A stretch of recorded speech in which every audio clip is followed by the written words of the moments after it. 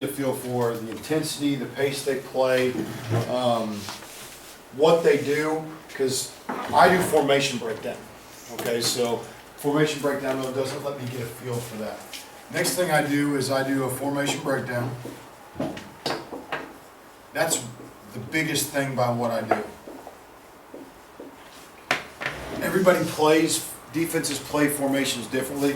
By watching the game, I get a feel for what is their base defense, what is their base offense, how do they play special teams, and also, so when when I watch the film, I get a feeling for their base offense and defense, how physical they are, like their style of play, and then also who their playmakers are, because those guys are going to stand out when you just watch a general game. Those are things I'm looking for when I watch the game. All right. I get into formation breakdown next.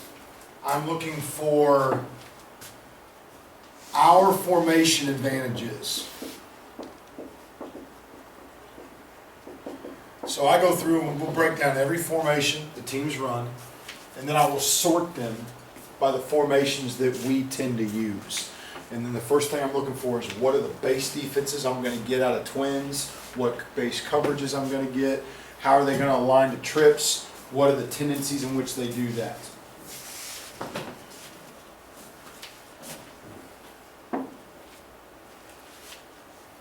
I then sort all short yardage.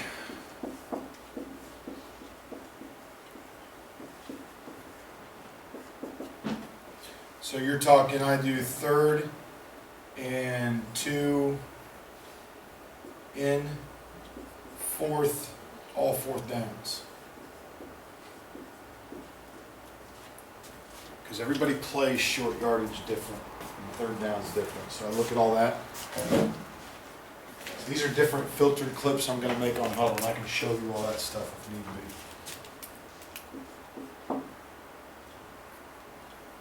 I then look at big plays versus them. Now this is something that I didn't used to do that I've gotten a lot of good stuff out of. All right, there's no point in reinventing the wheel. For example, Ben will know this. When we played Anderson County, we were playing for the district championship this last year. Anderson's a pretty good football team. We took some things out of their big plays that we did some things that we don't do normally, because I noticed real quick when you line up in one back to trips, they shift that play the safety all the way to the field, and the other safety comes all the way over as well. Their man on the back side, and they bump the linebacker. We motioned our tailback out weak to empty, which we don't do, and nobody went with him. Happened to him earlier in the year. They didn't check to it, and they caught a big play on him. We hit him on a touchdown right away early on in the game doing it. So things that they struggled with via big plays are things that we're going to look at. Do we do those in our offense? How can we find ways to take advantage of some things they struggled with? You know, when you do that against yourself, you start to realize maybe we're not very good on 3rd and long. Well, you start to find those tendencies on other teams. So when I look at big plays, I look at formations. They're giving up big plays in, maybe specific play styles they're giving up. Maybe they give up big passes out of doubles. Or maybe it's something where their big plays are all going at this one specific DB.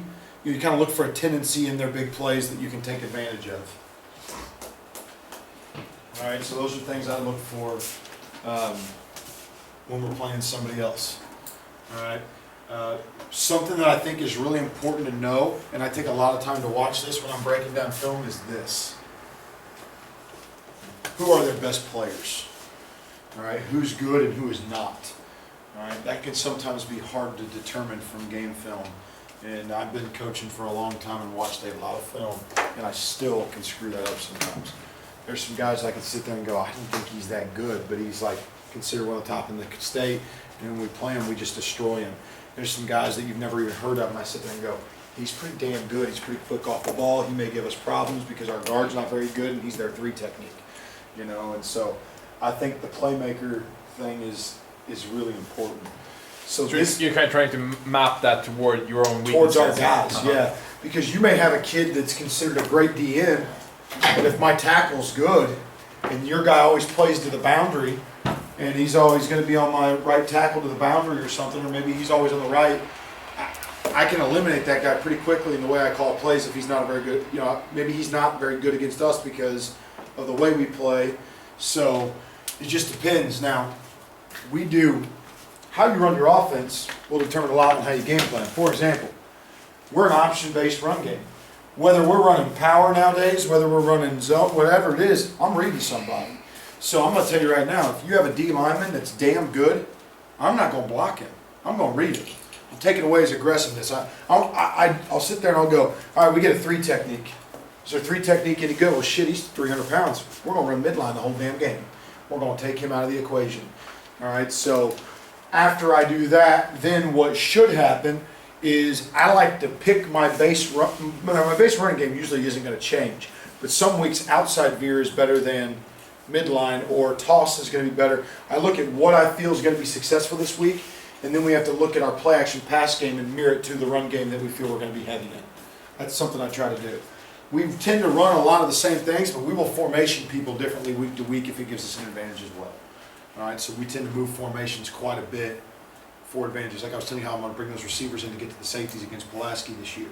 All right, so we'll go in what I call a vice look, where we'll tighten those guys down.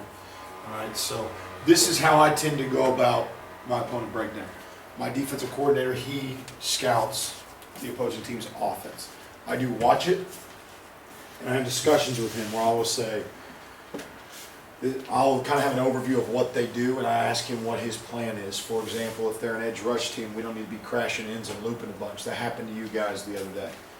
The reason Tirso was getting so many yards off that outside run by the quarterback is Hugo kept crashing the ends and looping the D tackles, and the D tackles went fast enough to get to the edge, so he was breaking contained.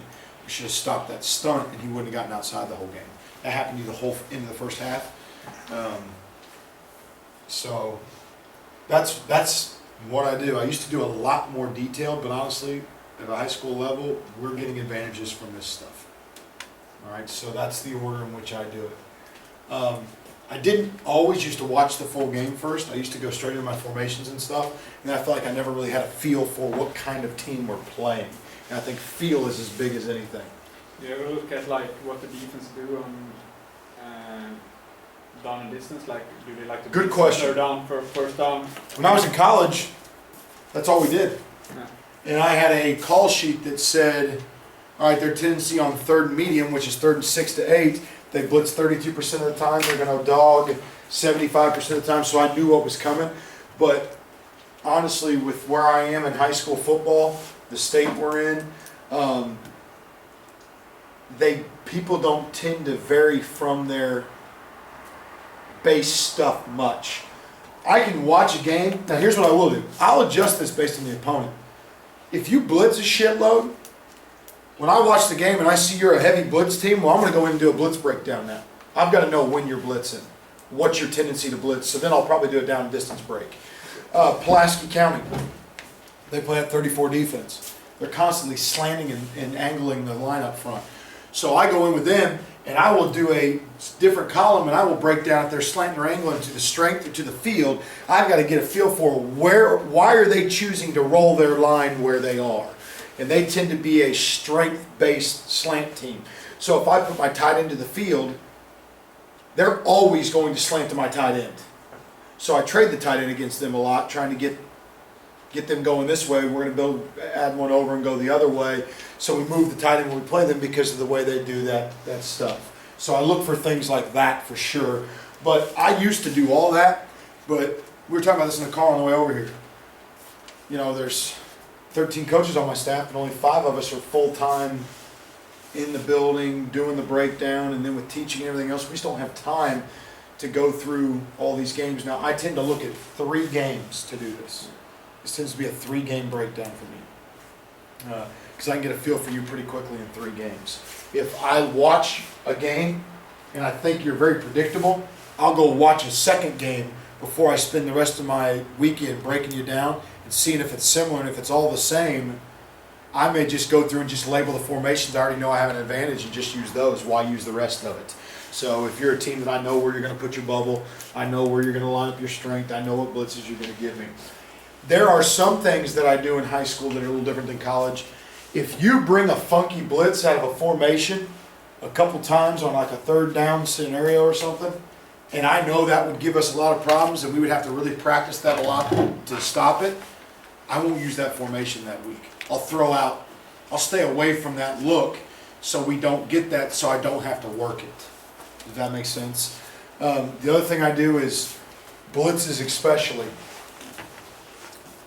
If they're in college, I would scout blitzes to find when is the tendency you most likely do this blitz. Can you notice it and recognize it pre-snap? If so, I would game plan to get into that formation to try to get that blitz because I have a play that's going to smoke that thing. Does that make sense? Now, I just don't have the time and the ability practice-wise we're like you guys. All my kids play both ways. So I only have one day to practice offense during the week. All right, so Tuesday's offense, Wednesday's defense. By Thursday, we're cleaning up. If you can't get it figured out in that time, by Tuesday he's into practice, Wednesday's practice, then I can't do it. So that has a lot to do with doing less. My first year there, I tried to do a lot of the blitz shit. You know, I know, like, for example, power's outstanding into the old NCAA blitz, you know, the two off the edge. I want to run power into that. I'm going to ride that guy down. I'm going to kick that outside guy. I'm pulling for the play side. You talk about your one-on-one with the safety right now. But now I've got to teach my quarterback to notice the linebackers cheated over, the ends tightened in, the safety's over. Now, some things we'll do is if I get a team that does a shitload of moving, like Pulaski blitzes and moves a lot, I'll do a lot of check with me's that week so I can see what I'm getting, and I have an idea in my head of when we get our knife blitz, that knife where they fold the guys, like I'll know what I want to do into it. I like to run power into knife. I worked it that week. If I see it's coming pre-snap, I'll call a play while we're lined up there to give us an advantage in it, but I don't necessarily teach the kids all of that. We just work it and know we're going to do it. That's a good question. The only blitzes I work, the only blitzes I really work are the ones that give my protections problems. So if I'm a half-man, half-slide team on third down, that's what we tend to be, full slide, you can usually pick up everything. There's not much you can't pick up. The biggest thing I'm looking for with breakdown with protections, this is good to know because you guys do these protections. Machine, I don't know how much you guys are doing. You guys are doing full slide. All of you are doing full slide. Yeah. You're doing half-man, half-slide. Yeah. Half-man, half-slide out of one back, four week gives you problems. You can't pick up 4 week on a half-man slide. You have to adjust protection and or throw hot. So we don't throw hot. That's not in our offense. All right? I don't have time to teach my quarterback how to throw hot. So, and it's just not what we've ever done. We probably could, I guess. I just never taught it. So I look for 4 week scenarios and try to figure out how are we going to handle a 4 week situation here. I'll check the play.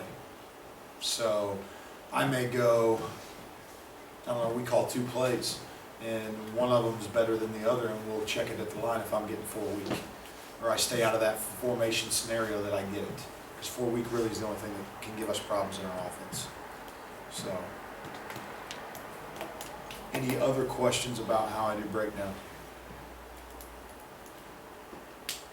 So you don't do anything play specific. You do it more formation based. Yes. I look for formation advantages. The reason I do that, most of the time, I'm going to still run what I run. I'm not going to put in a play. Now I say that, but that's not really true. If I'm going to put in a new play this week, it's going to be something I know is going to be a big play. For example, well, maybe your backside ends are shitty at keeping contained. They don't chase the play. They run across the field. I'm going to put in a couple reverses. I'm going to put in some outside zone reverses. Is an easy toss to a guy going the other way to really get that advantage. We usually go in with 1 or 2 new plays every week, but it's always like a dial-up situation for a big play rather than something we're going to run 50 times. I'm going to still do what I do. Does that make sense? Yeah. So that's why I don't necessarily look at plays, but I look at big plays because maybe it shows they get a lot of big plays up in A gaps. So they're soft in the interior of their defense. Well, that's my power is A gap play for me. You know, or maybe they don't handle, maybe their backers, if their backers are full flow. Okay, here's something else I look for. This is good to know. When I break down, there's two kinds of teams, two kinds of defenses. I need to know, are they penetrators or are they readers? And I need to know if they're linebackers inside. Are they box players or are they runners? And then the next thing I'm going to look at is their safeties if they're cover 4.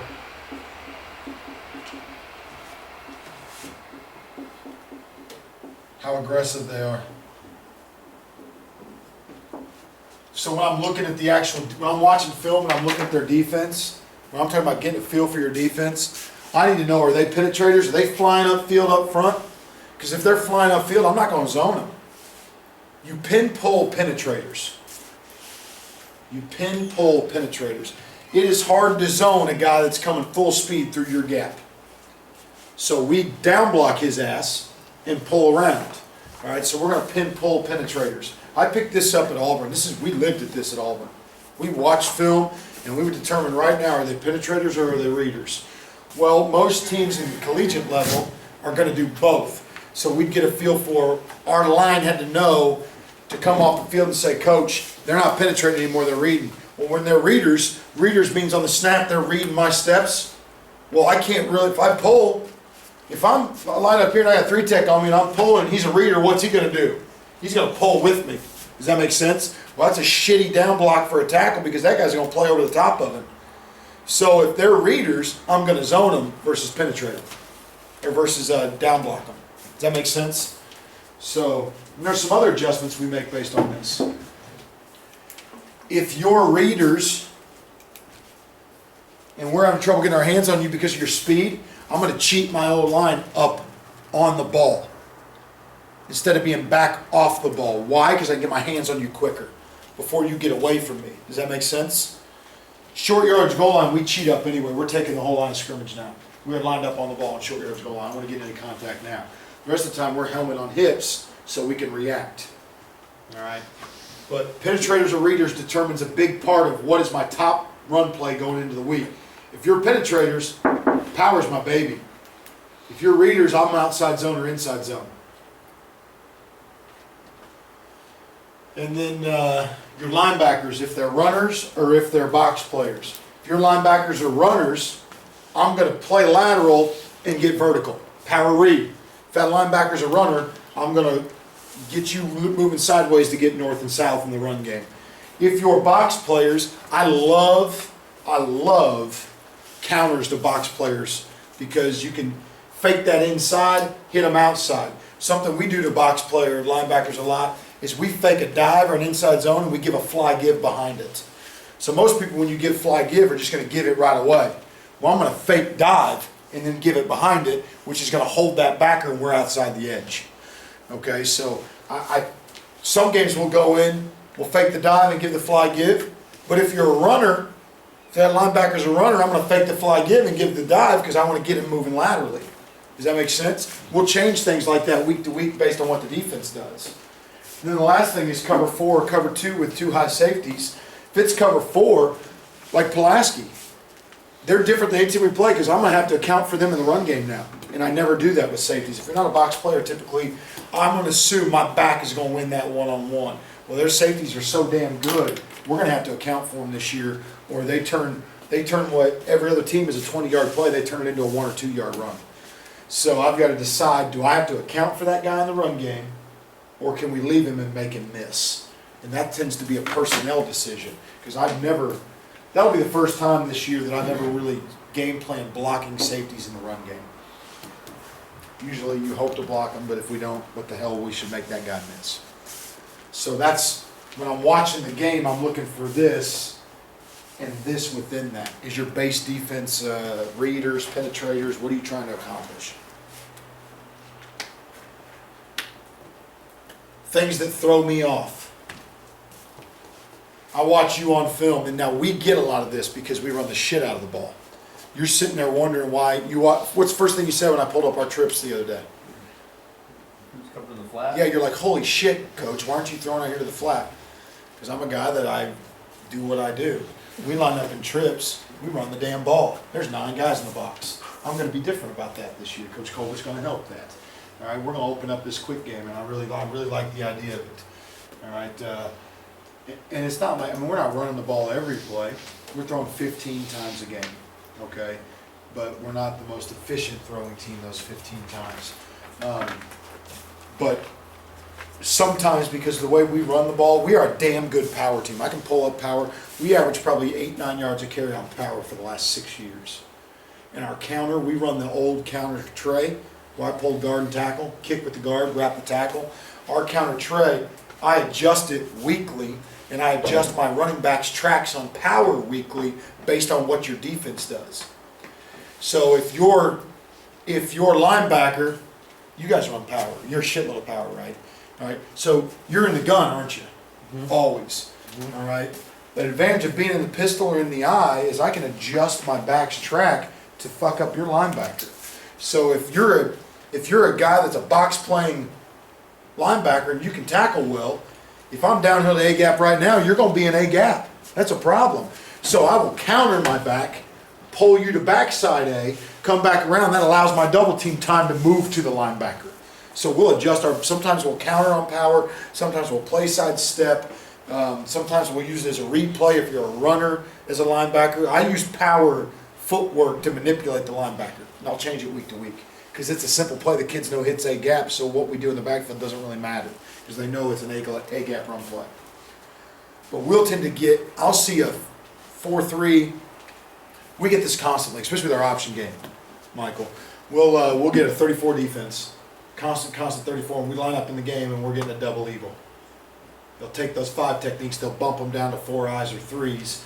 And so I always like try to have an answer going in my head. We get some jacked up stuff. We'll get a bear defense over our tight end because our tight end's so good blocking power. They'll put a guy, a 9 outside him. Instead of putting a 7, they'll put up a stand up 8 on him. So I try to have a game plan for, if I get this, we're going to have to go to this. All right, so I try to have an answer of a potential. And Kevin helps me with that. I'll go to Kling and I'll say, if you're a 34 defense and you know what we do run game wise, what would you do to screw us up right now? My defensive coordinator. And he'll say, well, as much option as we run, he'll say, I'm sending 2 outside off the edge fast. Well, we put in a mesh blast call to where it's a quick pull and pitch now to get outside of you. All right, so we have answers for some of those things. Any questions? That's how I do breakdown. Michael, you want to cover how you guys do it? Yeah, I'll be shorter. And a lot of it's because we do some similar things. I don't have anything to do with our defense a whole lot. I coach my position and I help where necessary. So for me, the first thing I'm going to do, if it's not already been done, and normally it hasn't, because we're just a small group with not a whole lot of people. We're a bunch of guys with families, and so on Saturday we don't do a whole lot. On Sundays, then we got a lot of work to do. So I'm going to ODK the game, and then I'm going to go through their defense. Okay, so offense to me. So I'm doing the D in the ODK, and I'm going about it a lot like John does. I want to look at your formation and see what you're going to give me, coverage-wise. What are you going to give me technique-wise up front? We have teams that. Some teams are going to play 2s, some teams are going to play traditionally, a 1 and a 3, and then some teams are an odd front team, and so we'll have to adjust to that. And week 2 this year, I can tell you right now, we're going to get a bear front or double eagle or whatever you want to call it. So that's what I'm looking for. So out of the formations I'm going to give you, whether it be doubles or trips, what we call right and left is a tight end and a wing. Or an H-back, I want to go through now and figure out what techniques I'm getting up front, so what's the box going to look like, and then how are you going to pair your coverage with what you're doing in the box.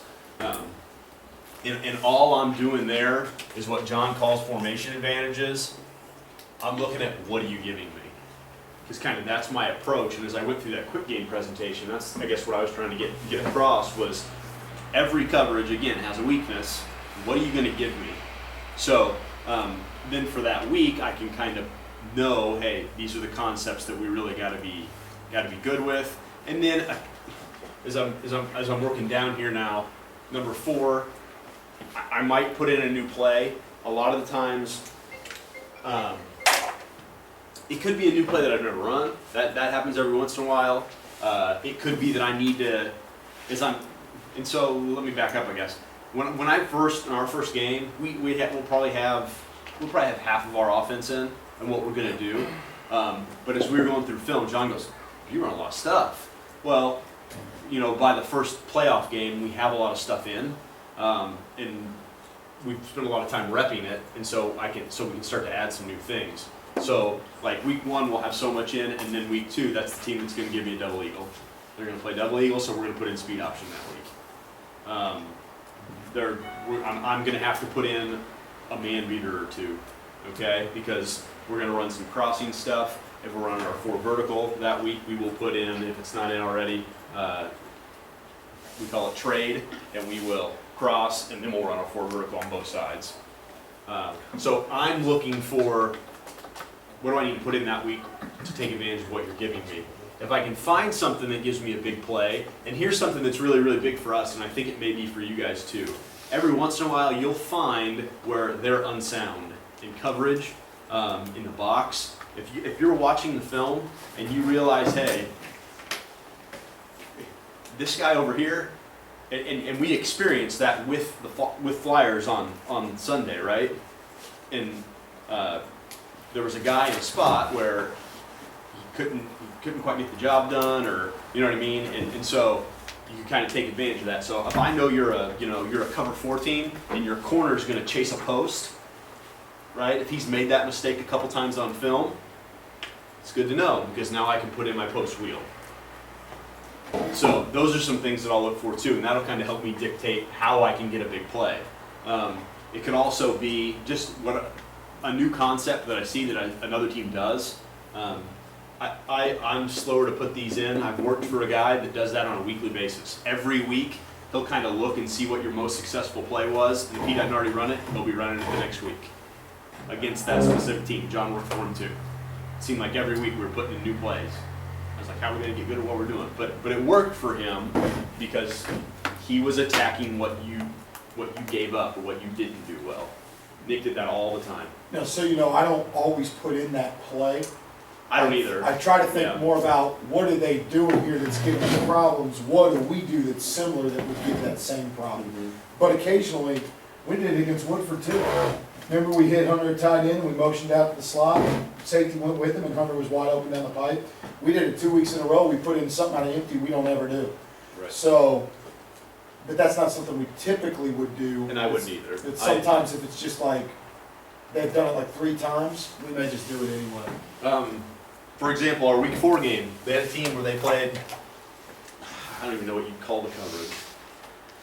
They were giving up the middle of the field, and they played with a really, really aggressive, we had a defense where we played a 3-3 stack, and we called them an adjuster, and so we were in a 3-3-5. And the adjuster's job, and this is so, I'm just calling him that because he played a lot like what we would have ours play. Once he saw any run action, he was a run defender. He was just playing at like 10 yards. So he was a middle safety at 10, and anytime he saw a run, boom, he was filling the alley, one way or the other. And so, on film, What's the corners deep?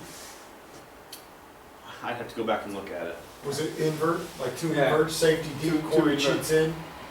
So they're not out over the widest? Like you have 2 corners deep, and No, they were, yes. that The- might have the been, overhangs because they in the didn't flats cover him, was- we threw the fade later. We call it, so you have to hit that whole shot before they get to the safety outside? Right. We call that invert, 2 invert.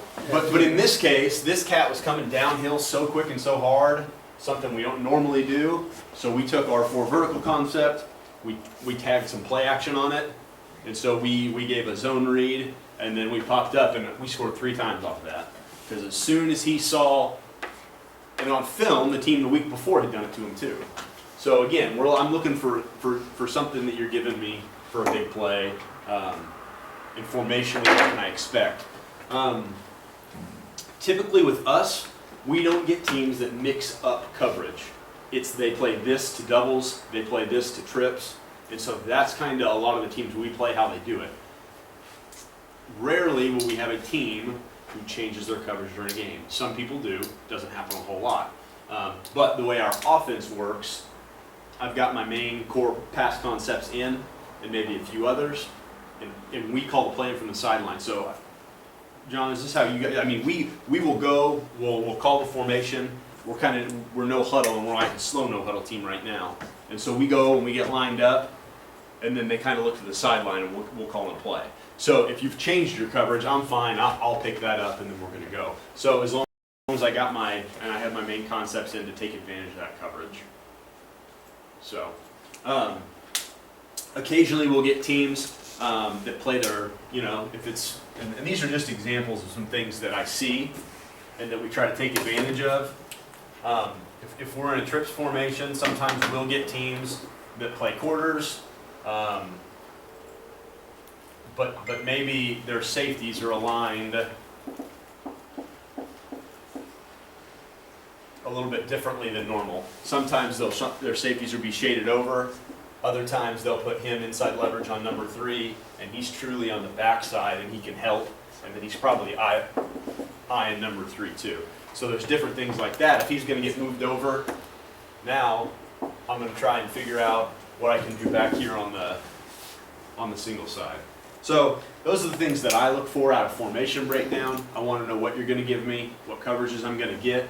And then I guess the biggest difference in the philosophy of the coordinator he and I worked for, and the way I do it, I want to be good at what I do, and I want to have, and I have enough that I can beat whatever coverage you give me. He was more willing to kind of tweak his stuff week to week, and go with whatever specifically worked. I didn't ever feel like we were really good at something where I had an answer no matter what. We were kind of putting new wrinkles all the time. So formationally, what are you going to give me? What am I going to get out of doubles? What am I going to get out of trips?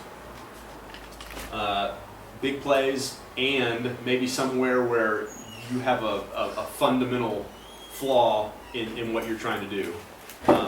Maybe there's a kid that just doesn't know his assignment very well, or he gets baited easily and he's chasing something he shouldn't chase.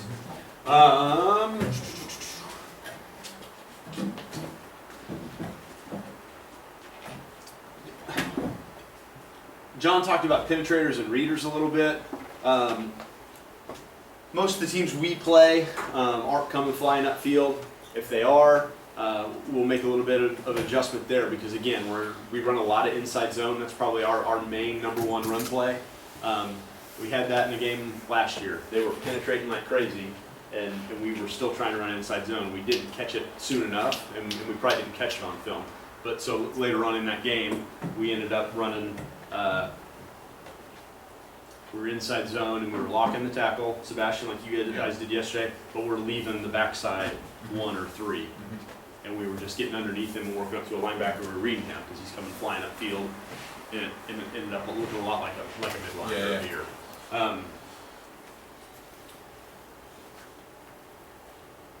I mean, and that's kind of basically the process for me. There's nothing special to it, but again, the main thing I would stress is take what they're going to give you and figure out what that is, and that's kind of the way I approach it. Who have questions about any of that? A lot of what Coach Clark had already said.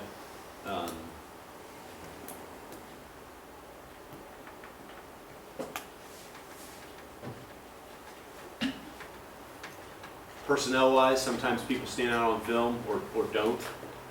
So there have been games where I've known that my left end couldn't play a lick, and the right end could, and we run anytime we had a choice, we were running it that way because we wanted to run at that kid because we just didn't feel like he was as good.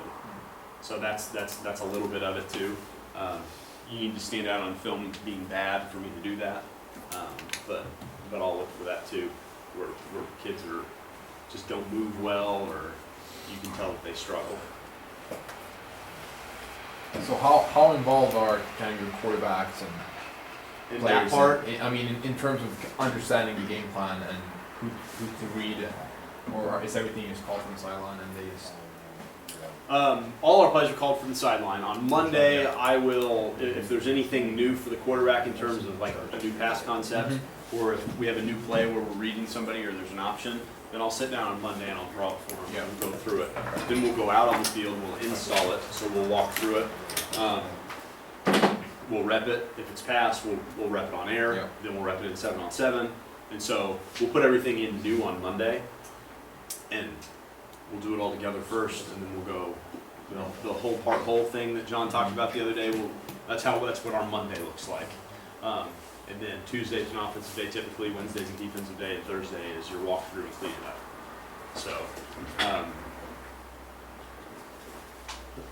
but a lot of my, including my quarterback, is done in the summer, because I'm going to teach you the coverage. I'm going to talk to you about how to read your keys and different pass plays. And now that's kind of done, Sebastian. You know what I mean? So now if I have a new pass concept, I can say, hey, they're a cover 2 team this week. Yeah. When we run fade out, key the corner, because he's the flat defender. And if you can throw the whole shot, throw the whole shot. Yeah. Or, hey, we have a new play, here's your read key, and they're going to be playing cover 4 this week. So if I tell you your read key is the flat defender, you know that, because we've studied and talked about coverage together already. Occasionally we'll give a check to the quarterback, hey, we want to run this play to the 3. Yeah.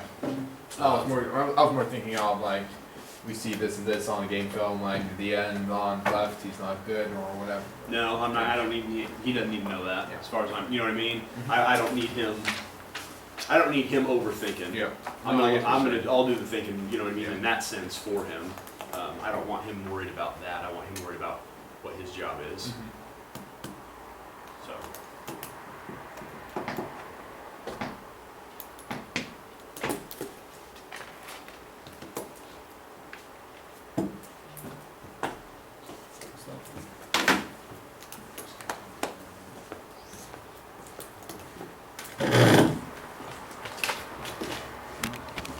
Sunday morning, I'll pull up the film, and it's already ODK'd. So like if I'm looking at the special team stuff, I'm looking at the kicking game primarily. I don't necessarily look at the defense just yet, even though I have a hand in helping the defense with Coach Kling and setting up more of our coverages for the week or how we're going to attack opposing offense. And I know from like Coach Kling's perspective, our defensive coordinator, everything is tendency based for him. He will break down our opponent by every single formation they have. So by the time I actually get in there and I start scouting their defense, he has everything broken down by formation. So if we're playing Pulaski, for example, and I want to see all their cut-ups with just like a doubles look or their trips looks, I can pull them all up into one cut-up, and I'll look, okay, what are all the route combinations out of this one specific formation? So it's basically the flip side of what they're actually doing. Identifying, okay, whenever they come out in this look, what are they gonna do? And a lot of that tendency is based on where they're at on the field, what their down and distance is. Everything that is cut up is either, okay, what hash are they on? Middle of the field, right hash, left hash. What's the down and distance, and what portion of the field are they on? And that'll give you a lot of tendencies. And the great thing about Huddle, it'll break it down percentage-wise. How often are they in this formation, and how much success are they having out of it? And you can also, from that perspective, you can identify where their best players are. Where are their playmakers within those formations? How do they move them around? Do they put them in the slot? Do they put them out on the edge? Do they single them up away from a trip side? And relaying that to our players, okay, in this formation, typically their guy is by himself out here on an island. So how are we going to attack that? And I won't dive too much into the defensive part of it, but special teams, whenever I go to break down special teams, the first thing that I look for example, if I'm trying to set up my punt return or punt block, the first thing I'm looking for is who is the weak link on their line. And typically that guy shows his face pretty early. So I'll go through all their clips of all their punts throughout their the last 2 games, and I'm going to see where is the pressure coming from easily. They may not have gotten there, but who is their weak link on their line? This previous year, we were able to apply a tremendous amount of pressure right up the gut on the majority of teams.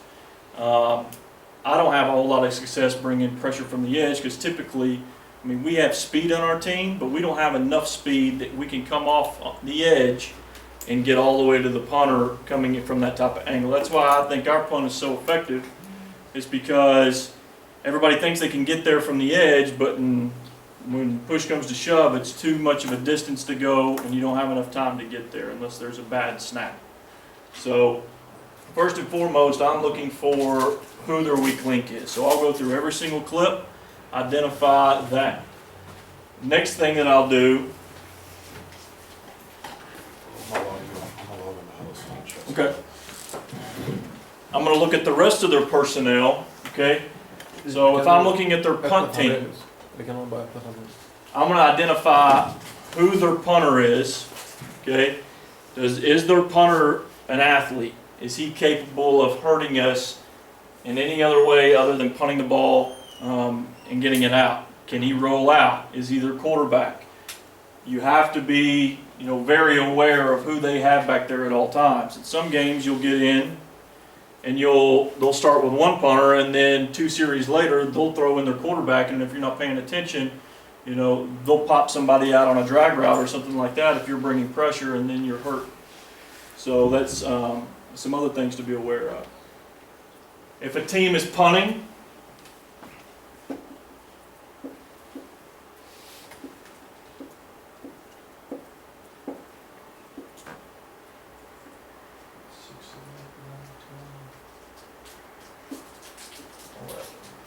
okay, I try to determine who their punter is first and where his heels are every snap, okay, or where he starts before the ball is snapped, which gives me an idea how much time my men have to get to the ball, where I think the pressure will be most effective coming from. So once I figure out what his distance from the ball is, and most of the time it's around 13 to 14 yards, you'll see sometimes that some teams that back way up, some teams are at 10 yards where they're catching, taking one step and getting it out, which helps me determine how much time I'm going to have to get there. I'll then see consistently punt to punt, how deep their punt is actually going. So I can go back to my returner and I can say, okay, whenever you come and line up, all right, and you get your feet set, I don't want you any more than 30 yards from the ball. I don't want you any more than 40 yards from the ball. So when that ball leaves his foot, the only thing that he has to do is move lateral. And then sometimes come up 5 yards or back 5 yards. You want to give him an idea of where he needs to be. You don't ever want to roll your returner out there and just say, oh, just, pick where you want to be. You want to give him a good rule each week of where he needs to set up, so it's going to give him a better, chance of making an effective return so he can set up and go. Set up and go. Kickoff, I'm doing the same thing on kickoff. I'm looking for, my first thing that I look for on kickoff is who is on their front line. And a lot of teams, what they like to do, they like to put linemen on their front line, men that can't run real well. Whenever I see that, I start foaming at the mouth. Because typically those guys aren't used to having the ball in their hands. They're not used to having to turn, run for distance, get their eyes around, and try to engage my oncoming coverage team. So I'm looking at their front line. I'm looking at how many people are on the front line. Typically it's 5 from where we come from. I noticed yesterday, what do you all use, a 6-man front? Okay. You all have a 6. That's the first thing that I'm looking for, is how much room or how much green grass is available on that front line. And Coach Clark's talked about it all week. And last year we surprised onside a ton, because what we do, we use like a check with me system, where I'll line my kickoff team up, and we're a 6-and-4 team. So on the right side of the ball, for example, I would have 4 men. On the opposite side, I would have 6, depending on where the hash is. Or I may flip it. We always want to kick into the boundary. So I'm going to have 6 and 4, and if the opposing team, if their front line doesn't adjust and they don't space or rope across the field and they create big gaps, that is the first thing I'm looking for. So I'll stand on the sideline and my kicking team's over here and I'm looking dead at their front line and I'm seeing, okay, where's the green grass? And a lot of times what teams will do, say the camera is the ball, okay? What we tell our guys is to our basically third guy to line offset from the ball. A lot of teams get into trouble.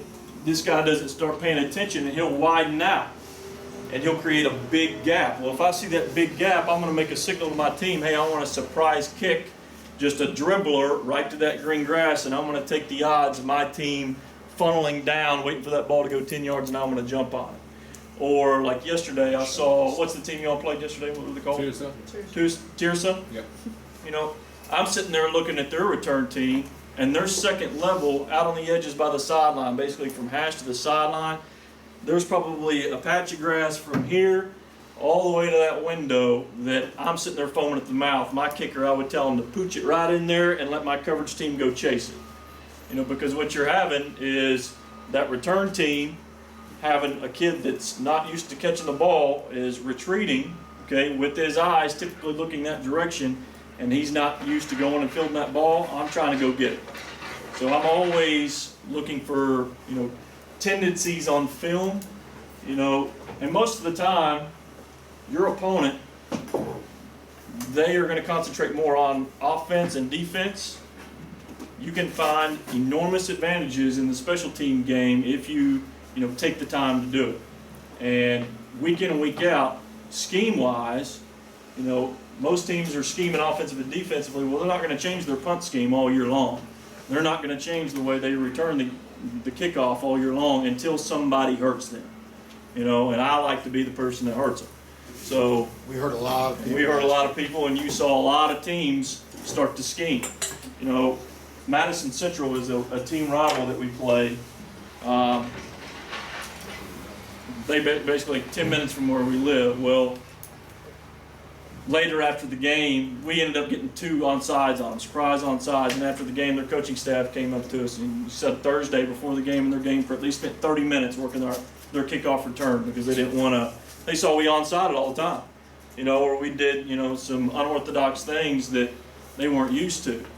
But they prepped for it and prepped for it and prepped for it, and they still couldn't stop it. But the thing that we're doing, we're hurting them because we're taking away their practice time that they could be concentrating elsewhere. You know, so you're hurting them in other ways. Throw up some film here. I'll run it for you if you want, so you can talk at the screen. Here's what I did. I don't know if you want this. This is Montgomery County Special Teams. I have a cut up if you want to just pull it up. Okay. This is Southwest, right?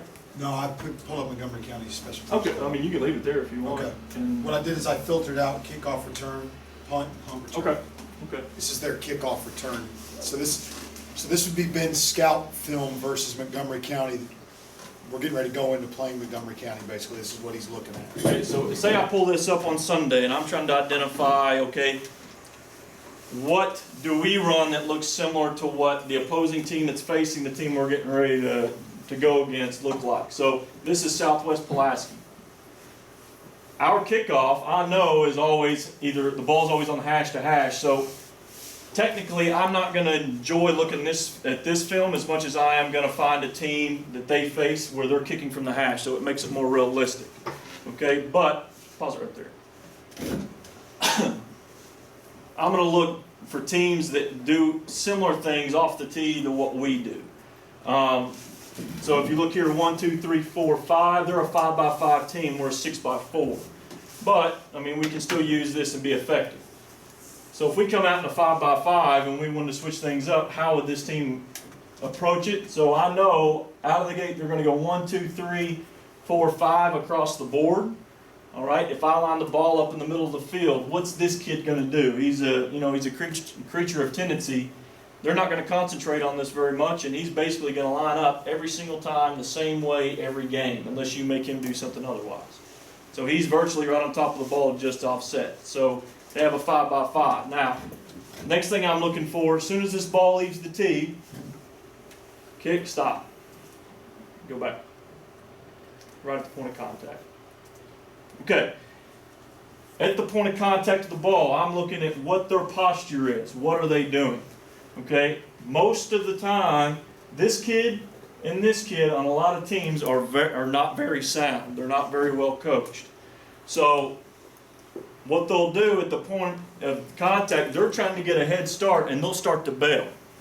All right, so they're here. As soon as the kicker moves, they start to turn their back and run.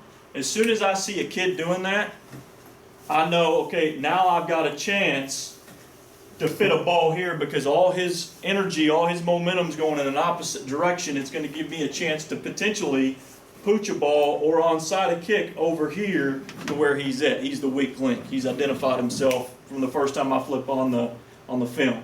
So if I see it once, I'm going to look at every single clip. I'm going to find number whoever, 80 in this case, and I'm going to see how consistently he does that throughout that entire game and the next game. So he starts to shuffle, Yeah, before the he's- ball's cleared, he started to shuffle already, then Mhm. leaning back. Yeah. It's a good sign for us. And they don't do a terrible job here. I mean, I don't think they're bailing all that hard. Their eyes are on the ball, and they're not leaving real early. So go ahead and run it.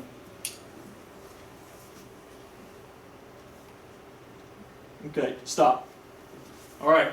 Now, the next phase of the return, I'm looking at what their landmarks are every time that they drop. Are they dropping to the 35? Are they dropping to the 40? Are they dropping to the 45? My whole goal is to tell my coverage team, okay, this first level, all right, you're going to feel contact at about the 35 to 40 yard line. You got to expect to fly zone, strike zone, or excuse me, just fly zone that first level at about the 40 yard line. It is our goal to tell these guys, hey, as they have their back turned, you're chasing their heels, and you want to be almost on them or clearing them as they're getting their eyes around. Okay? Because on first level, like we said last year, and I continue to reiterate, I don't want them to get hands on me. I don't want to be rerouted. If I am rerouted, I have to restack and get in behind. So I've identified where their landmark here, which is roughly the 40. Okay? Then I'm going to see what they have going on back here. Sometimes, they'll have a 4-man wedge. Sometimes they'll have a 3-man wedge. Sometimes they may have just one returner. Maybe they have, it's really week to week, everybody's a little different. So when I go to put in special teams on Monday, Tuesday, Wednesday, we always do one special teams per day. I can tell them what to expect. So when Thursday rolls around and we do them all, they already have an idea, or the scout team has an idea how to set it up and what drops they need to make each time. So, is this a new clip? Yeah, next clip. Okay.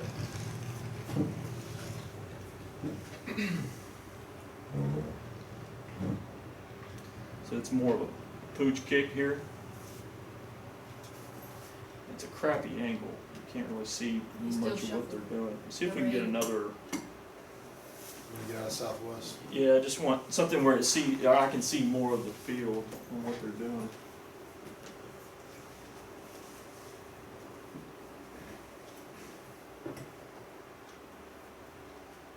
Okay, who is this here? Anderson, Central? potentially. No. Might be Anderson. Not sure.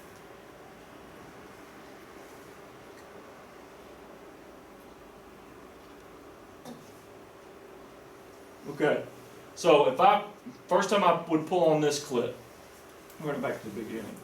The first thing that stands out in my mind is the guy right over top of the ball. This kid, I think. Go ahead and run it.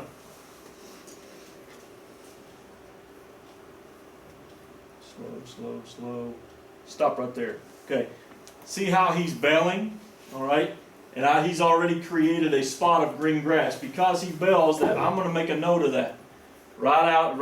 First time I see it, I'm going to make a note. Okay, number so-and-so bails, and I'm going to continue to look at his clips.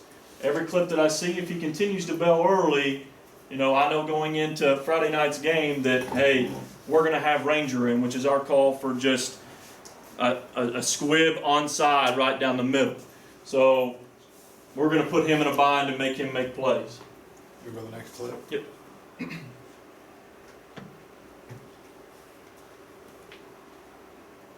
They're like 11 and a half yards away from the start. Yeah, that's, I mean, that's something we noticed right away when we played them too, is they're over 10 yards away too. Yeah, he's been quick. Bell in there.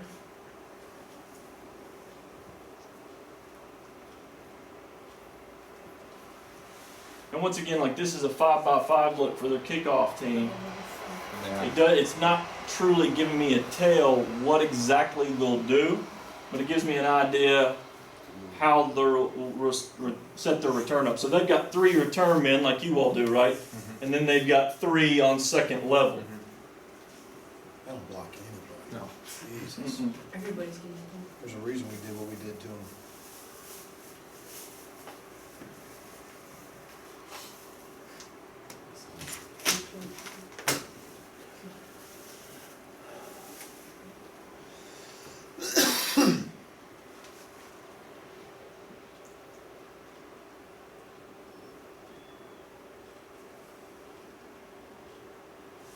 Guy up top is leaving early.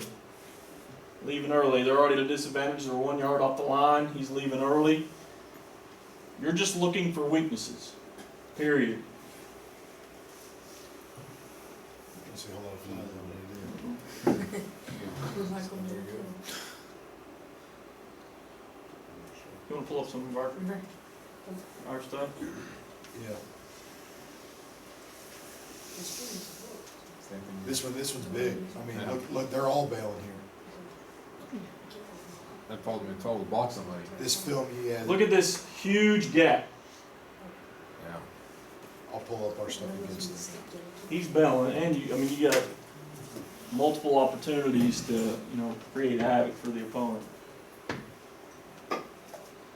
And the reason we found ourselves on-siding so much, or just trying to create an advantage in the game, stealing possessions, but we didn't have a kicker that could put it very deep, and I think it created an excitement for our kids as well.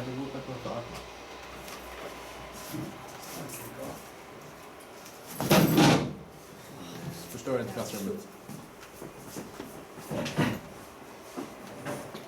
Are you logged in? Yeah, I'm in the Montgomery County game right now. Okay. This should be the opening kickoff, but There's number 16. There's one number 14. it's not a kickoff. That's right.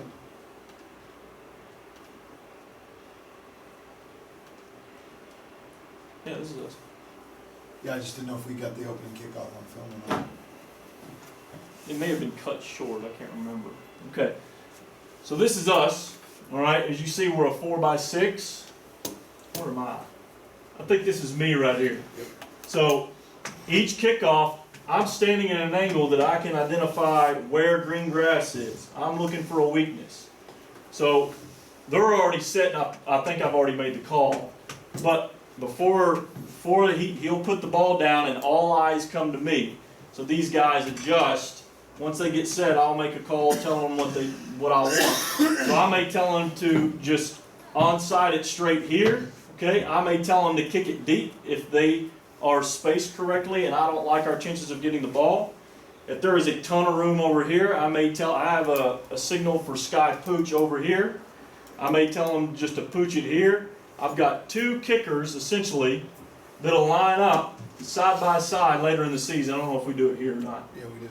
But they're side by side, so I can either kick it here or here. If I don't like any of them, I might just say, hey, normal, okay? They'll reset, line up normal, and we'll kick it deep. We give them multiple looks that they have to think about. So you see Ben and I are over there discussing it right now. Our kids have no idea what we're gonna do yet.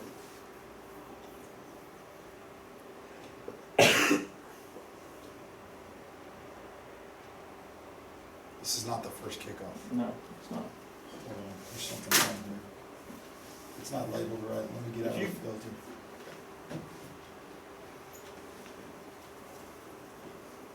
Oh, it's labeled as onside, is why. Yeah, Yeah, you're right, this it was cut off a little little short. bit. You're right. Yeah. Okay, here we go. Okay, so if you notice, he's about lined up where Carter would be. They were here. Now he's just leaving. Go ahead and run it. So I've told him to onside kick it to the field because I feel like I have numbers. All right. I've got this kid messes up. He don't have a clue what he's doing. It's early in the season. All right, he's jacked up. But run it back and stop it. Right there. Sorry. You're all right. Swedish hand. I've got 1, 2, 3, 4, 5, okay? And I'm going to take my odds, because he's bumped, I'm going to take my odds of putting the ball over here, 5 on essentially 2, okay? Crazy odds. I'm taking my odds that I can get a ball. Go ahead and run it. It actually makes it 4 on 2, but kid messes up.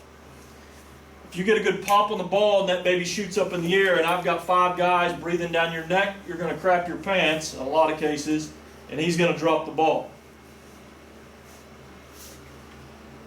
See how everybody takes a step back except one kid here too?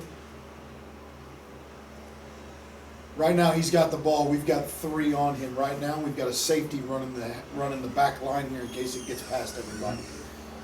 So this cat's a security blanket in case this ball leaks through. We're gonna get it. And there's been cases where he's kept a ball in and we've gotten the ball. We also have a safety valve back here as well. So backside, run it all the way back, Coach. He knows what the play call is, and I've predetermined, or I've told him earlier in the week, you're a safety valve, so he's going to strafe down this line. He can't get depth or it's a penalty, but he'll run straight down the line just in case he fields it and pops through. He's my safety.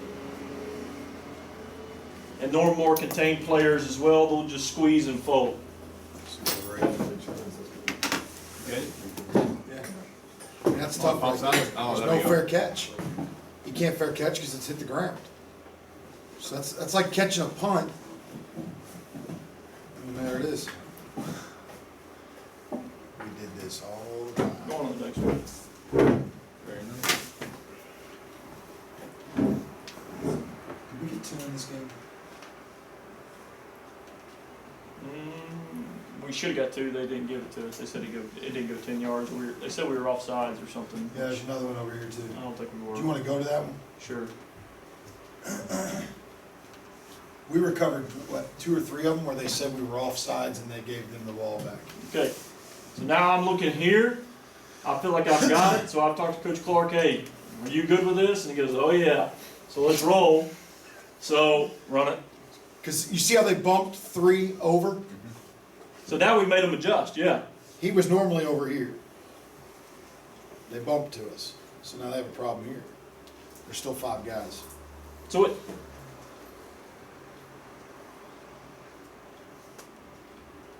Why didn't they give us this ball? They said we were offside. Oh, they said we were offsides. They said we had a guy across the kicker. Which I don't see it. All right. No, No, we're good. he's even. Bullshit. So now he's bumped, and his coach has told him to bump over. Now he's having to go chase the ball, and we got this, but they didn't give it to us because they felt sorry for him. But this is a great angle of it as well. So if the ball's here, you know, you could drive a Mack truck through this hole. Size of this hole, Sebastian. See it from the end zone. We're going to kick into these holes constantly with our speed. I mean, the mind thought is just how can I take advantage of what they give me? There's something I think that's important to note here is we didn't used to do this. Well, why did we start doing it? We were talking about it yesterday. Why did we start doing it? Our kicker couldn't kick past the 20-yard line. Our kickoff guy didn't have a good leg. And he couldn't kick with a ton of height. We're line driving it to him at the 20. So they're returning the ball that we're out kicking our coverage and just kicking it to the 20. So they're returning it to the 35, 40-yard line. So we're going, hell, if they're going to start on their 40 anyway, why don't we just onside it and try to get the damn ball back? If we're giving it to them on the 40-yard line regardless, what's the difference? That's how we just kind of started doing this. And now I don't know if we'll ever not do it. Mm-hmm. It was so beneficial for us. But I mean, if you have an effective kicker that can put it back here, the 5, into the end zone, there's something to be said for that, because it takes a lot of pressure off your defensive coordinator and your defense if the team's starting back here on the 20 or in, which, I mean, we do kick it deep, but just not all the time. We just like to give ourselves options. I mean, look at they've adjusted. So to it. now look what they've done. They completely rolled up. So as soon as they start pushing up, I'm going to say, okay, kick it deep, all right? Because as soon as I clear this first level now, we've got a free run to the kicker. So we've totally got them out of what they want to do. A lot of teams will bring 6 men to the front, all right, to get that spacing correct. And they just start putting their hands team out there is what they do. We do a decent job of squeezing here, staying contained, making them get vertical, and making a good tackle. I think this does. We wouldn't practice that.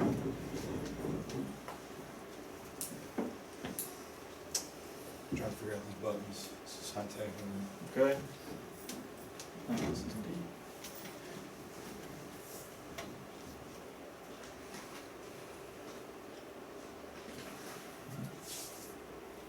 And that's about average of where we were able to put the ball kicking it deep. And he was actually pretty effective, with his touch kicks. And towards like the middle of the year, that's what we found ourselves working on mainly in practice, was just more of the touch kicks. And I mean, if you see you're getting tackled 30, 35-yard line, well, I mean, it's just one extra first down. And we're just trying to create advantages. Keep this here, okay, because I want to go over a couple things. Our kickoff, can you just widen it? And just, yeah. Okay, just to give you an idea of what we do, like a regular kickoff wise. We're 4 and 6, like I've said. What we're trying to do is like what we do on punt. We're trying to cut the field in half. And I want this returner to have to get vertical anywhere between the hash and the sideline. And we're squeezing everybody down into one side of the field, okay? Now, the only issue is if your backside guys to your 6-man side, we have contained players built in. If your contained players squeeze too early or they don't run and they don't fold once they get to a particular landmark, then you get in trouble, because if you have an athlete, which most of the time this is the kid's or the team's best player, they'll fold out and around and sometimes they can get the edge on you, but we don't see that a whole lot. But when that happens, you're in big time trouble. But to our 4-man side here, okay, I have what's called a fold player with number 1, all right? This is typically like my safety or one of my best tacklers that have speed. As you see, he folds in behind numbers 1, 2, and 3, okay? 1, 2, and 3, he's basically chasing them. Number 2 is contained. They each have landmarks. So his landmark is between sideline and number. This cat should be on the numbers. He should be down the hash or between hash and number, and so forth. So it's spaced all the way across the field to where our guys are supposed to be. Now this ball goes in the middle of the field. I don't want the ball here. It's a worst case scenario. I want the ball over in the corner. You want to hit it right in there. I would rather the ball go out of bounds than put the ball in the middle of the field, because our whole scheme, our whole coverage concept goes out the window, because all of our landmarks change and everybody's having to chase across the field now.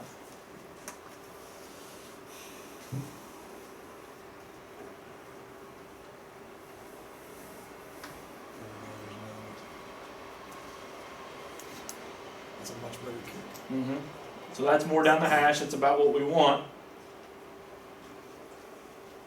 Now this kid, he never comes off the ball. See him sort of trotting and he's not running? If your kids don't run, this kickoff does not work, and it's not very effective. No kickoff is going to work if your kids aren't running and getting down the field. Everybody has to be full speed and working their techniques.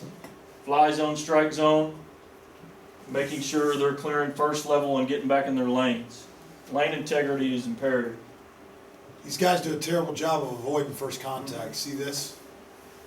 They both get blocked right away. Run it all the way back to where before the kick. Okay, so I can sort of go over the landmarks. Okay, like I was describing a minute ago, number 2 is strictly a contained player. His job here is to not let this return man get up this sideline. He is squeezing everything from number 3, 4, 5, 6, 7, okay, and number 8. He is funneling everybody to him. If he gets up the sideline, we're in trouble because there's nothing else there. So he's purely a contained kid. Number 1 was a fold player. He's going to fold in behind. Once they clear first level and they get down to second level, he's looking for open windows that are created. So when numbers 3 and 4 take on the wedge, all right, he's looking for that gap that's naturally created. He's looking for that back to squeak through, and he's going to meet him right in the hole. He's basically the Mike linebacker, or the guy that's going to make the majority of the tackles.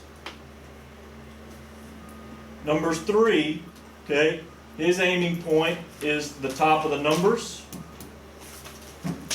Number 4, he's going to relate, and all these guys are leaving at an angle. Number 4 is between hash and top of the numbers, so he's right down through here. Number 5, which is on the left side of the kicker, is down the hash. Okay. Number 6's aiming point is the goalpost. 7 is middle goalpost. 8's far goalpost. Number 9, okay, is also a fold player. So you'll see him fold in behind, and he is looking for open windows as well. This has got to be a very good athlete with speed. Okay, if you put just somebody that runs a 5-1, he'll never do you any good. He's never going to get there. You're better off just sending him down the field and play more of a contain, which isn't terrible, but he doesn't make nearly as amount of tackles as number 1 does. But he's still effective in the game. And then your outside guy is your contained kid. So it's all landmark based. Any questions so far? Kickoff. Good? Okay. If you want to... You block the punt in this one, you want to talk about it? Yeah. Can we call up their punt? Just pull up. A punt? Yeah, just pull up in this game. It'll be fine.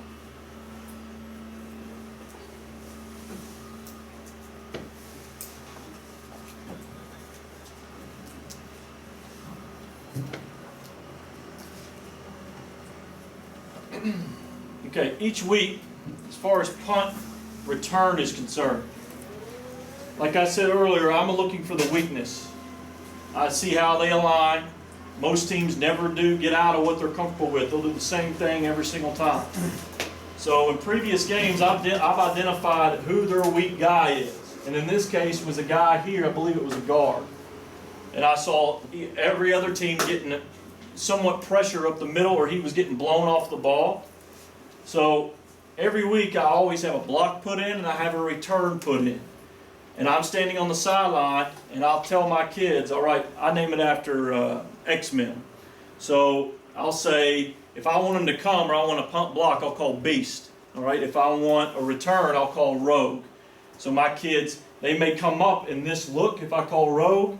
Guys stacked right over top of the center, my 2 guys, and if it's Rogue, they'll bail out and pick up the long snapper as he comes out. But in this case, right out of the gate, I wanted to test how good this kid was here at guard, because I found that he had a weakness. So we called Beast. All right, so I stacked 2 kids right over top of him.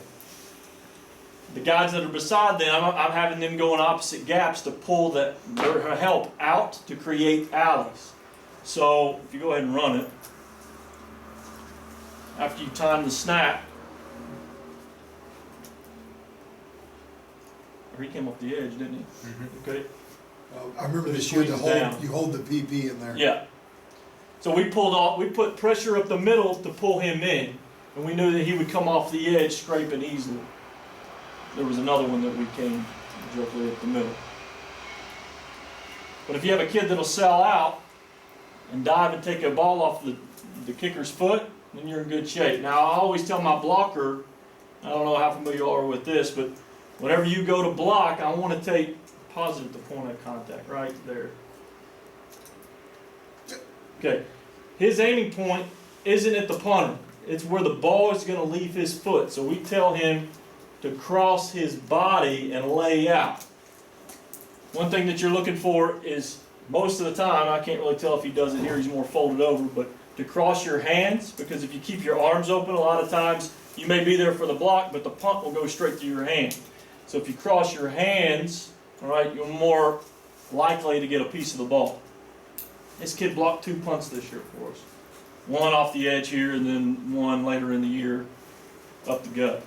Is that Anderson? Yes. We should pull that up next. It's a beautiful one. I think that's the one you got right. This is a better clip of it.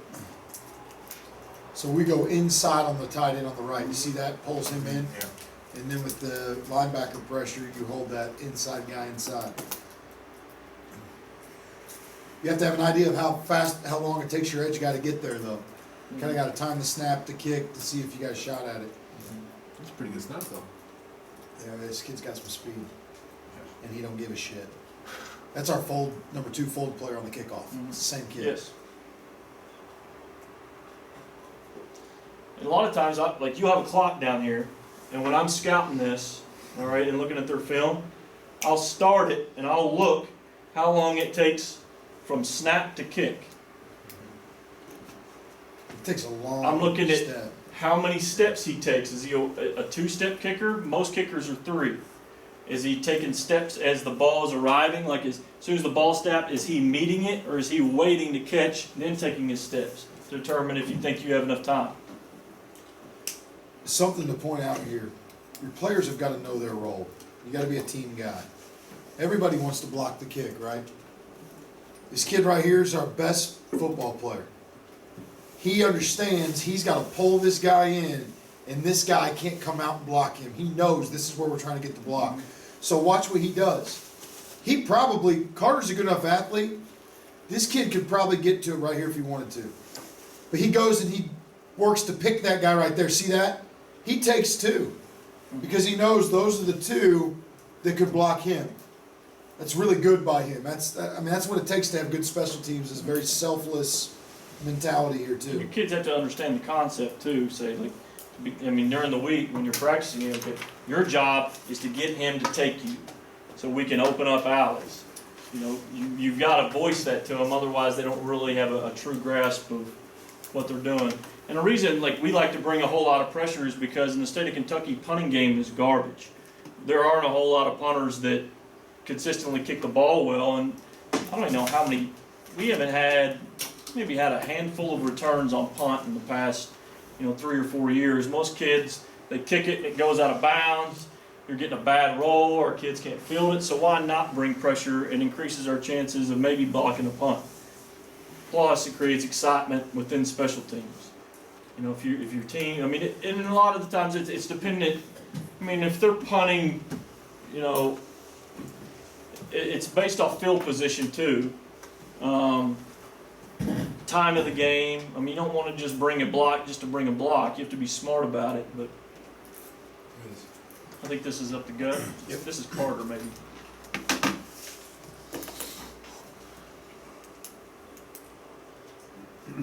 So we've stacked the box right on them. Carter comes clean. It's the same 2 kids. So I've taken basically my 2 best athletes, and wherever I align them, that's, for the most part, last year, that's where the pressure was coming from. Can you rush a snapper? You Not can't be over on him, top of him. But you can go to the side of him. Mhm. As long as you don't touch him, you're fine. So you line him up on the right side of the snapper, then you. Like if this is the center, Here you can see right here. Carter's basically an A-gap over top of his shoulder. Hunter's on this opposite side. Yeah, These he 2 crosses. guys. He crosses. Yep, we cross them. Watch this. So the guard don't see it. One of them's going to come free. Actually, the down guy is Carter, isn't it? No, they're He both goes they're right both behind up. the back of the Oh, center. they're- Yeah, they're oh, both wait, just, there we go. rushing. Yeah, you just. You have 2 But on you see one. the center steps down, opens up a. Yeah, he has to We choose covered one. him up. Yeah, We covered him up, he has to choose one. and he knew going into this they release him. This guy's got to block one of these 2. They got 1 to block 2. That's a problem. And if you take your 2, down men here, And we're telling them, okay, attack outside shoulder to pull them out and insert it because we wanted to come up the middle. It's amazing people do a lot of this shit. See, our shield would stop that. Yeah. Personal protector fucked up. Fucked up. Yeah. Well, even that last game, Montgomery, you know, we blocked their punt, and they were just like, they're out in the traditional punt. Well, the very next punt, what they do, they came out in their shield, they came out in a shield punt, which I've never even seen on film that they had done before. So they totally changed their scheme. Got them out of what they wanted to do. Almost got it again. That one gets tipped, I'm pretty sure. Yeah.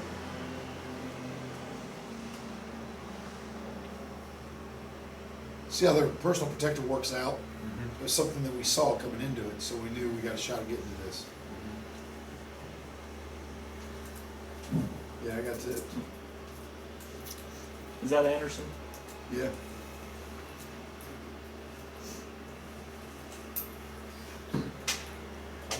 That's a return that we have on. Yeah, this is a regular return. You see how, now we do this to people's snappers if we're gonna return. Yeah. You just block.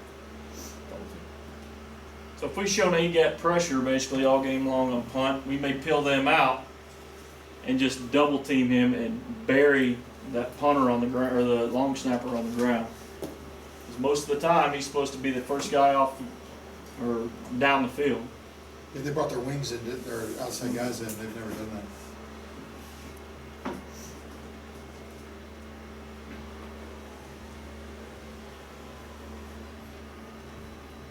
Shoot. Are there any other ones that, No, not really. If you want to go up top. Go all the way up. Go to 2016 here. Other. Now to special teams cut. Down. There we go. And then you can sort it from there, and it probably gives you, if you want to look, kickoffs, go to kickoff return. Let's look at that. We haven't touched on that yet. Okay. This is our kickoff return. We're a 5x4 team. Okay.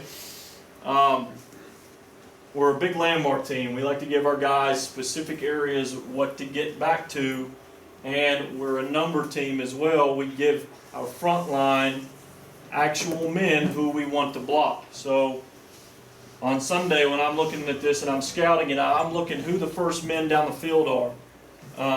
You know, if number 22 is a stud and he's right beside the kicker, okay, I'm going to tell my guy here, okay, maybe you take 2, 3, 4 across, all right, and you're responsible for, you know, 5, 4, 3 from the ball. So we always count from outside in, 1, 2, 3, 4, depending on 1, 2, 3, if it's 5x5 or 6x4. So we give them numbers of who to block so they know once they come and line up, okay, I've got that cat right there. So whenever I leave, I turn, I'm baseball turning, I've got my eyes on him the entire time. I drop to my landmark, I get around, and now I'm in a position to take it. If they've got some slappy that doesn't, you know, come off the ball and he's just jogging down the field, I tell them not even to touch him, all right? Because they don't pose much of a threat because I know my second level wedge will pick him up in the end, all right? He's not much of a threat to take the ball.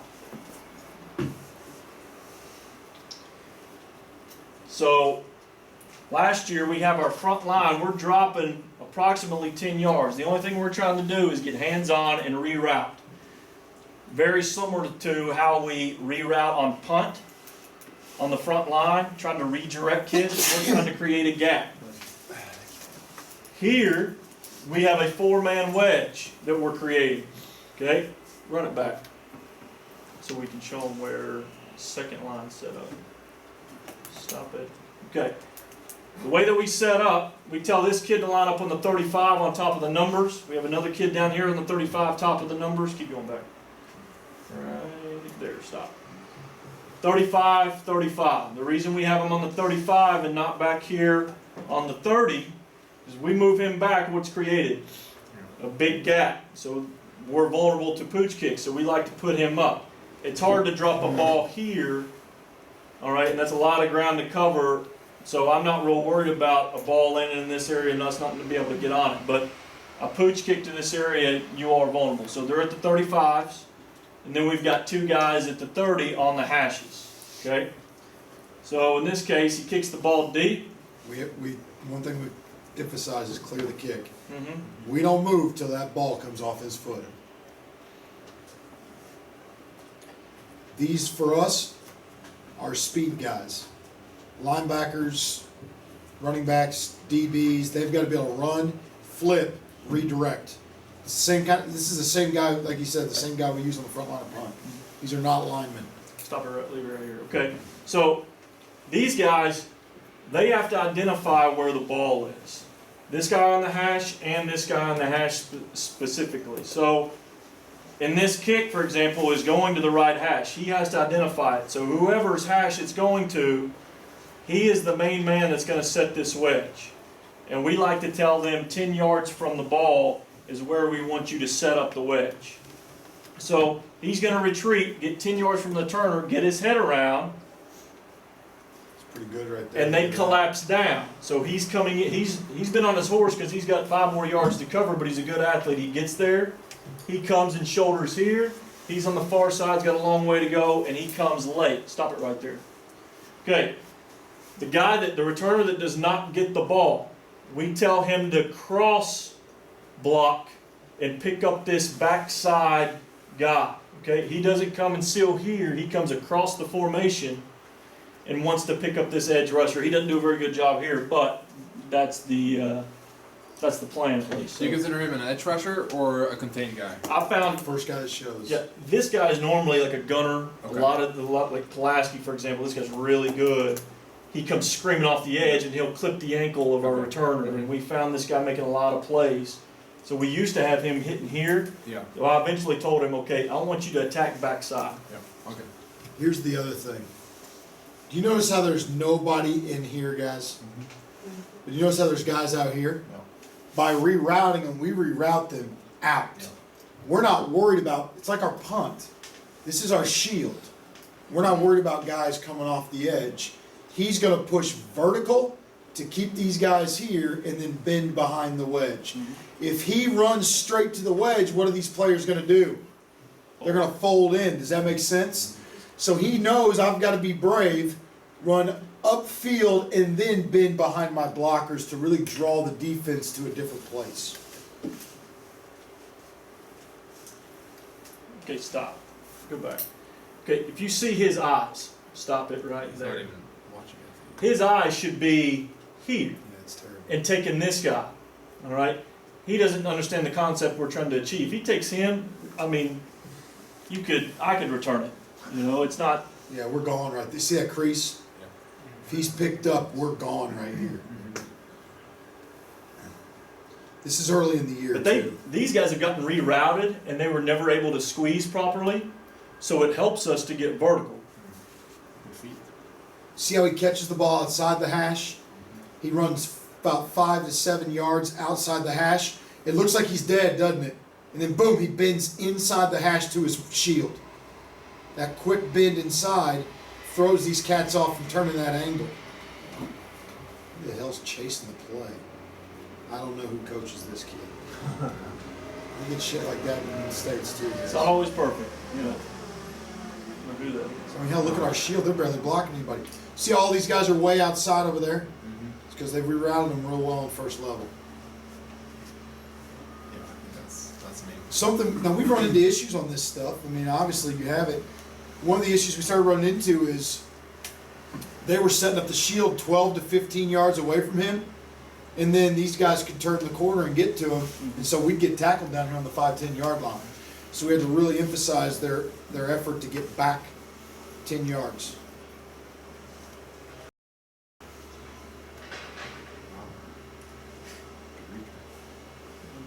This cat was from Germany. Oh, really? Yeah, he's German. Imagine what he could do in He's a Austria. big receiver. He's like 6'5". Oh, the guy that is he this year?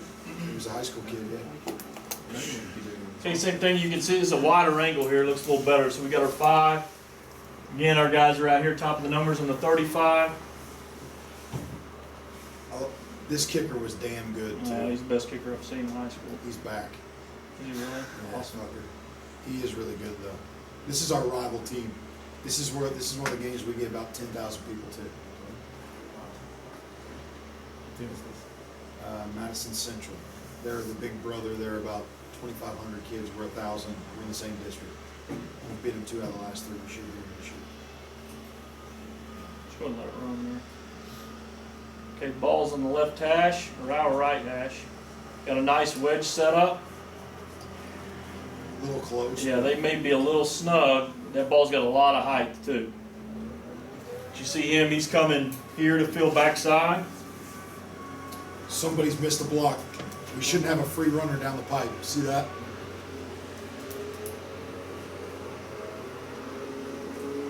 And you've got to have a go call. Anytime, whenever this returner catches the ball, as soon as he catches the ball, he's got to be screaming at his wedge, go, go, go, go, go. So they'll move in unison together and get forward progress. See, if they just stand, they're going to get teed off on them. We're not getting any movement. If you see, they all move together. It may not be shoulder to shoulder perfect every time, but you still want to create movement down the field. As a line guy, I think the hardest block to successfully do is front line. In the game of football, the hardest block in the entire field is a front line guy on kickoff return. You've got to run backwards, flip your hips, and block a guy that's coming full speed that's right on top of you. That's a What's bitch. the number 2 on the right here doing? Is he right? No, he's lost. Yeah, he's the guy missing the block. See it? Turn back. Number 2 on this side. Like, he's flipping the wrong side and missing. He's all miscombobulated. He don't know what he's doing. But that's a tough thing to do, so we just encourage them to get a hand on and redirect this hit. Stop it right now. Again, You're right there. Okay. Now earlier in the game, they got us down. The kid caught the ball maybe like the 2 or 3, and these 2 guys right here were flying down the field, very good athletes. Our backside guy didn't get there, and they came screaming off the edge. Remember this? yeah. And he just takes out our returner's leg. I mean, gets flipped over. Later in the game, we made an adjustment. I told this kid, I said, you have to get there. And this time he actually does and seals this edge and gives us a little bit better chance. It forces those guys to continue to move upfield. They've got some athletes on this team, man. That kid's our returner's really fast, and he just got chased down. You see our spacing here? Very rarely are we heels on the 5. I mean, this kicker's damn good.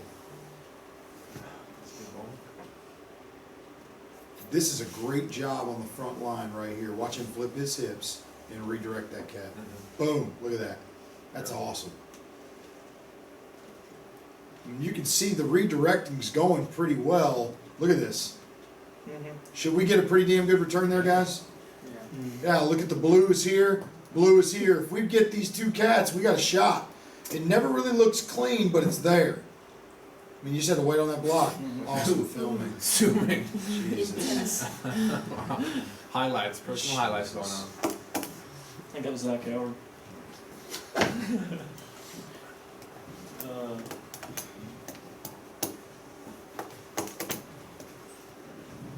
I don't know how many we've returned. I mean, we've had some very good returns the past couple of years, but see, they're too deep, I think. Well, and they're outside of the hash. Now, this is at the end of the game. This was the last play. Oh, this is some shit. Yeah, this will drive you nuts. I think it's Tommy this does. kid here. We need to return basically to, I don't know if it would have tied it up or We don't want taken the the game. lead. We'd We don't probably want won the the game. Yeah, I think it's this kid, but go ahead and run it. He doesn't continue, okay? He just sort of pancakes him a little bit, patty cakes him. He doesn't ever think in the world that we're going to bust this through. Look at this lazy ass effort. If he turns the block, we win the game. Look at this. Right there. There's the kicker that The kicker makes that the kicks tackle. it makes the play because Tyler Jackson's watching the football. We're gone. It's frustrating. This kid's the fastest kid on our football team. Yeah, He's he as is. fast as Damien. He makes this block, we're gone. Nope. We were pissed. We didn't know it during the game because we're way over here, but later, a couple days later, you see this and it's frustrating. The wedge does a really nice job of staying together, getting a hat on a hat.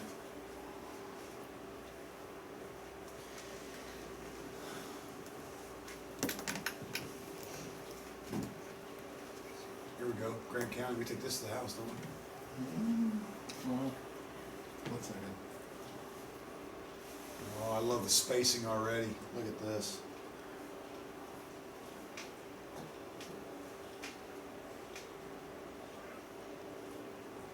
Look at the pipe. There's 1 to 2. That's it. Everybody else is rerouted. Look at this crease. Waits on his blockers. Nice read. This is a playoff. This is a first round playoff game.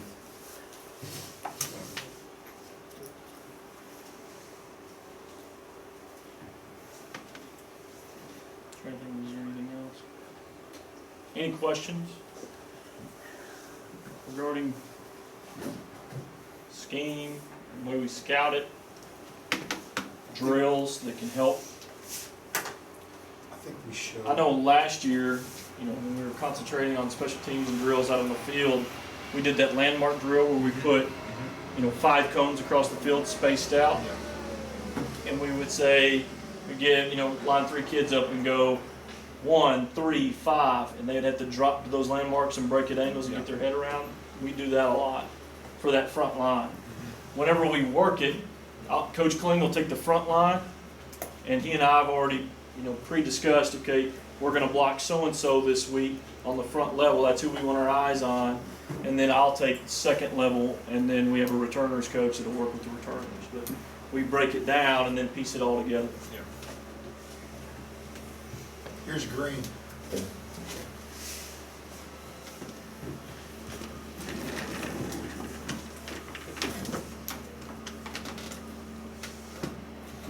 This was a wrinkle we put in for this game. We've been running green to the field. We just put in an automatic run fake here. Now this is frustrating because we missed the block, but this should be a first down. See how they're soft on that edge? Yeah. So we block them, we've got a half for half, we just don't pick up. Our PP doesn't pick up the Right there. most dangerous. He double teams. You see it from the end zone. This was frustrating. Thought we really had an advantage over there because this is what you start to get. See how they've got 2 outside because we were rolling this way? Yeah. All right? So look over here. So we see this and we have this wrinkle.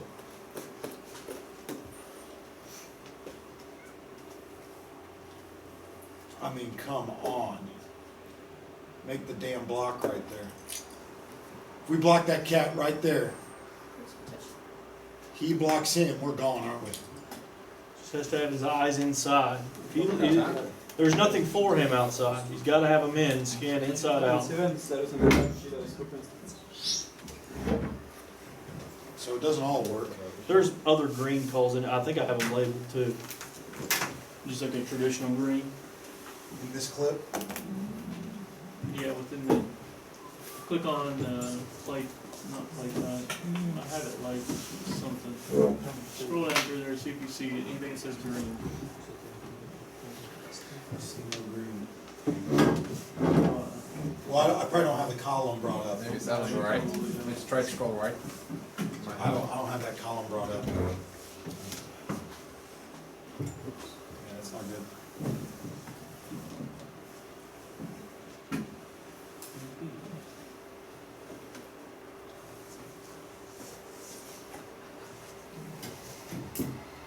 Here's one.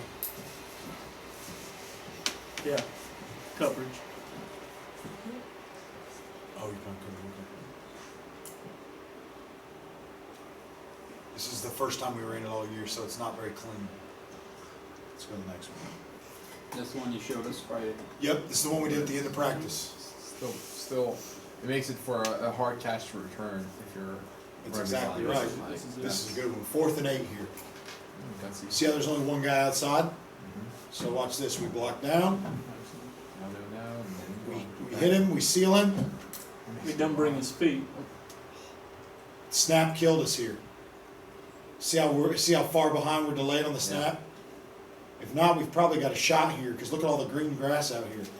Now, see how I was explaining to Isaac earlier, he's got to take a good angle. See how this guy's moving? That's a bad angle. That's going to get us tackled. It's like, I'll play some. This here too, real bad. Okay. Point of contact, his feet stop. So we get it out.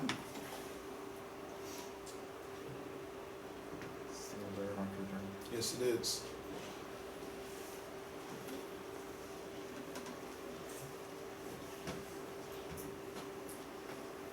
Here's another green. This is 4th and 7. We checked, we didn't want to go green, so we brought him back inside because there's no inside pressure. See, we're not worried about inside pressure. So we checked and bring him back inside. Safe. I think you showed this one. This is yellow. Where we roll like green and then he kicks back across the Yeah, field. Yeah. This was really good, I think, when you're across the 50, if you're worried about it rolling too far. These guys, You have 3 outside? yeah, they put 3 outside because they were worried about the rollout. So look up the middle, we're golden. Yeah, there's gonna be no one there. You look at one guy, all these guys off the edge, and then watch him destroy this kid.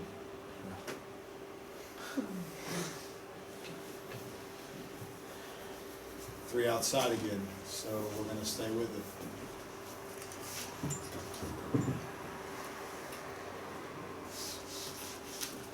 Fourth and 14. We checked it.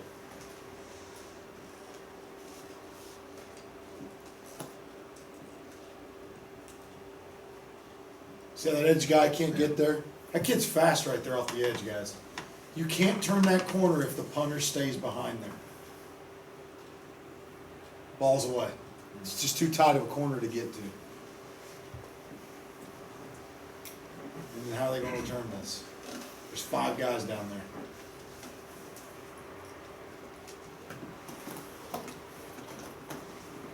This is the green. One of these we get a first down on it. Is it this one? It's no. I think it was the year before.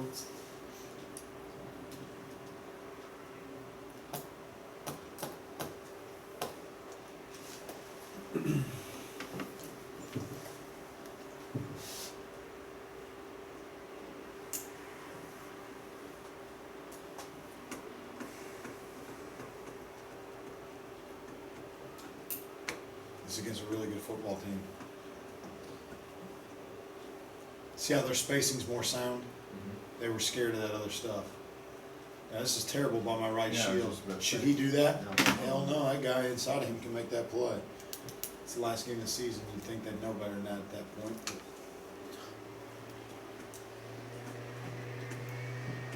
trying to find that fake on the goal line, man. It was a really good one. I think that was the year before. Within, it's not in this cut up. Oh, it's not in the No. cut up? Mm-mm. Okay. This was all last year's stuff.